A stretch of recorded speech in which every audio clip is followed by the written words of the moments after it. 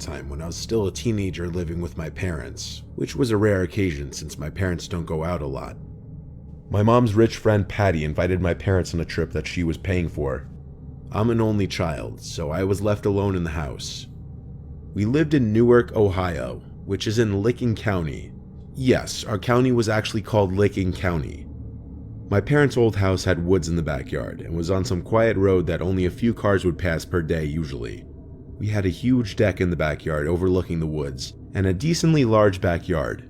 We even had a little fish pond and above-ground swimming pool. This was on a Thursday night. I remember because I had conversations with friends about plans for the weekend that day. This was in July of 2013. I was out on the deck smoking weed with my speaker playing music. That's about the time it started. I thought I heard a voice from out in the woods. I lowered the music and listened for a little bit. It didn't repeat, so I raised it back up.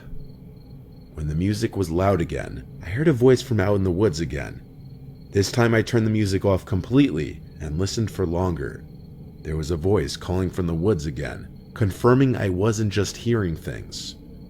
It was a male's voice, saying, "Hey, over here."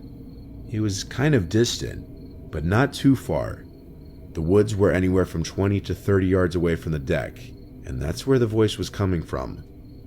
I didn't think in a million years it was someone calling out for me though, rather maybe just some kids playing manhunt or something.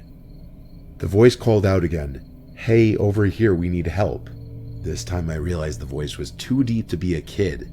And when a voice yells out, "We need help," obviously that'll always be slightly concerning. I was getting a little bit uncomfortable now, because now I was questioning if these yells were directed at me. Now I heard the voice yell, "Straight in front of you, please come help us." And the voice was coming from straight in front of me in the woods. Now I had a feeling this was directed at me. I reluctantly called back, "Who is that?" And they responded, "We just need help, we're stuck in the woods."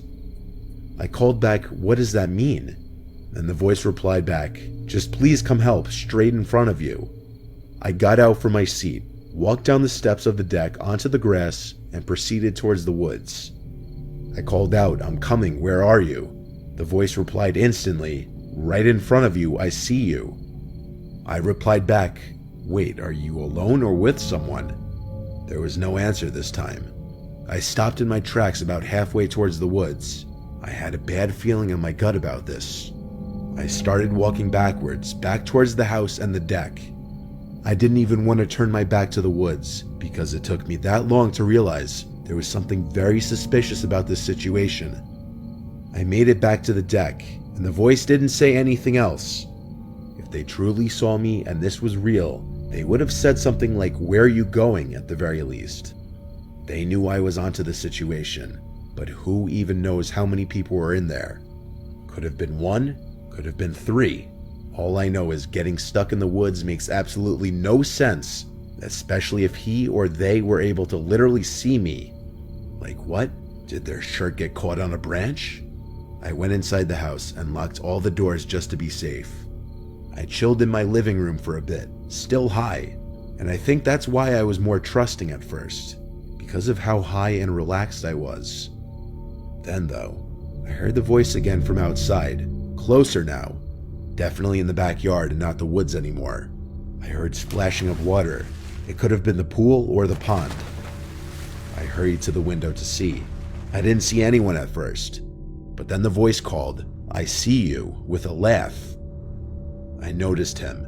It was one guy, at least one guy visible. He was hidden behind the pool on the other side, and I could only see his head. It was just too dark to make out anything besides his dark, medium-length hair. I closed the blinds and tried to ignore it. Maybe he'd lose interest if he saw I wasn't entertaining him. He was probably a sick, deranged person who enjoyed messing with people, so I didn't want to give him what he wanted. But my breaking point was when there was a horrible, aggressive banging on the window where I had just closed the blinds, and on the other side, the guy was screaming help. I screamed at the top of my lungs to "Fuck off, you freak, the police are coming." I screamed it over and over, trying to make myself sound crazier than him. I heard him start to laugh on the other side of the glass. His laughing started to fade away as I assume he walked away. I sat back down on the couch, trembling, shaking, out of breath. I sat there for a while, and it seemed like the guy had really given up.